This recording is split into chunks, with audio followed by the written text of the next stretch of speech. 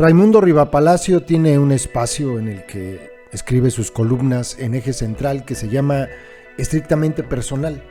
Bueno, a mí personalmente Raimundo Rivapalacio me cae muy mal, muy mal.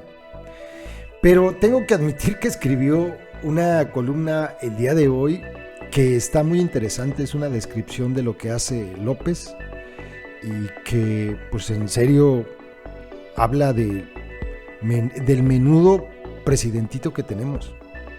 Es de dar mucha vergüenza lo que hace López Obrador. Y es peligroso además. Les voy a compartir lo que publicó, lo que escribe. El título de esta columna es La mecha corta del presidente. Y sí, vaya que sí la tiene. Fíjense, estamos viviendo días peligrosos. El presidente de México está lleno de cólera y tiene enemigos definidos contra los que está luchando ferozmente, animando a los demonios a salir a la calle. La explosión se dio en una inolvidable trilogía de mañaneras la semana pasada, donde a partir de su defensa a brazo partido de Félix Salgado Macedonio, su candidato al gobierno de Guerrero, acusado penalmente de acosador, de violador por al menos 3 mujeres, la reacción de miles, que fue creciendo proporcionalmente a las declaraciones de empatía con el presunto criminal y de desprecio de género de Andrés Manuel López Obrador, fue recogida en los medios. Ante esto, el presidente no presionó por la verdad de las acusaciones y puso distancia de su defendido, sino que buscó quien pagara por los cuestionamientos. Los medios de comunicación, periodistas e intelectuales a los que desprecia y odia porque se han convertido en el único espejo de sus abusos y excesos, de sus ocurrencias y excentricidades, fueron su objetivo. El pretexto que enmarcó todo fue la defensa de Salgado Macedonio, cuando mostró su furia contra esa parte pensante de la sociedad de la que dijo se movió con fines electorales, minimizando la indignación fundamentada de miles de mujeres en México y en el mundo que reaccionaron por sus actitudes despectivas contra el género y no por estar contra su gobierno o proyecto. Si lo vemos cuantitativamente, en la mañanera del 17 de febrero, López Obrador pronunció un total de 8,891 palabras, de las cuales 717 se las dedicó a ese grupo de la sociedad pensante. En la mañanera del 18, de 5,326 palabras, dedicó 1,539 a despotricar contra el mismo segmento. Y en la del 19, de 6,693 palabras que pronunció, 1,659 fueron para subrayar su indignación y oposición contra todo aquello que fuera un espejo de su gestión pública. Demasiado tiempo en ataques, insultos, linchamientos y difamaciones cuando tiene tantos frentes abiertos y crisis sin resolver, pero que los medios lo desnuden, lo encoleriza. Le dedicó todo ese tiempo a quienes son el espejo de sus acciones porque precisamente no quiere que se reflejen sus acciones.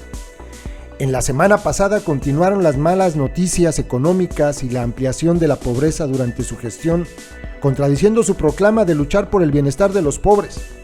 También siguieron avanzando los contagios por coronavirus y subiendo las muertes, contradiciendo todos los dichos y hechos de su estrategia contra el virus que en realidad naufragó en los primeros meses de la pandemia. Se le sumaron las evidencias del uso electoral del plan de vacunación y emergieron las contradicciones dentro de su equipo por el tema de las vacunas que como consecuencia lo han obligado a mendigar dosis en el mundo. Y ni así son suficientes. Los homicidios dolosos se mantienen en alto. Y lo que no había el año pasado, los delitos relacionados con el narcotráfico, se están incrementando. Así como el cultivo de coca que hacía años no había en México. La crisis del gas tejano nos regresó a los 70s, con el llamado echeverrista evocado por López Obrador, quien, ante las deficiencias de su equipo, dijo: ahorre un poco, apague un foco. Un presidente enojado es dañino para su país. Un presidente con los recursos políticos que tiene la presidencia de México es un peligro. Y un presidente con el talante de López Obrador, sin contrapesos en los poderes judicial y legislativo, se vuelve un riesgo hasta para él mismo. López Obrador tiene un claro mandato popular para ejercer el gobierno y las encuestas de aprobación presidencial le pueden dar la tranquilidad de que poco más de 6 de cada 10 personas en el país consideran que está haciendo bien su trabajo. Si pese a la evidencia y los datos que dicen lo contrario, a la mayoría de la gente no le importa, debería de estar tranquilo y contento, sin reparar en lo que digan los medios, periodistas e intelectuales, de quienes dice están enojados porque perdieron privilegios y nadie les hace caso. Si esto fuera cierto, como afirma, ¿por qué está tan enojado contra ese grupo? A lo mejor sus encuestas tienen otros datos. México ha tenido pocos presidentes de mecha corta que se exasperan, explotan y reaccionan con violencia verbal y amagos, pero ninguno es comparable con López Obrador, un hombre de ideas fijas cuyo temperamento irritable no es ocasional. La gran diferencia del presidente con sus predecesores es que mantiene un litigio permanente cargado de hostilidad, amenazas y mentiras que han provocado una división nacional que nunca, por la experiencia de Tabasco en los 90s, se cerrará. Hasta el viernes, López Obrador llevaba 546 mañaneras. Ese inédito ejercicio donde ejerce el gobierno, predica, pontifica, disemina propaganda, divulga e informa con palabras llenas de fuego. Ha invertido unos 58.300 minutos, esto sobre la base de la estimación de duración de cada mañanera de SPIN, Taller de Comunicación Política. Minutos dedicados a denunciar todo aquello que no está subordinado a sus creencias. Algunas veces le asiste la razón de fondo, no en la forma. Y hay otras que solo porque quiere y puede, ataca y difama. También hay muchas ocasiones, como en la tormenta de Salgado Macedonio, que en lugar de evitarla, se mete en ella y la hace propia. Cualquiera puede ver las trilogías de mañaneras y observar su lenguaje de cuerpo, sus gesticulaciones, sus tonos y sobre todo sus gestos para formar su propia opinión.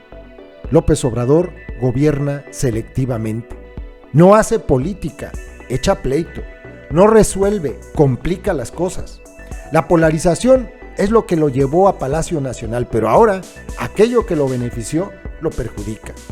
Eso lo calienta. Y cuando un presidente se calienta y no tiene quien lo frene, se vuelve peligroso al abrir la puerta a la violencia y a todos los demonios que viajan con ella. Esto es lo que escribió Riva Palacio en su columna estrictamente personal.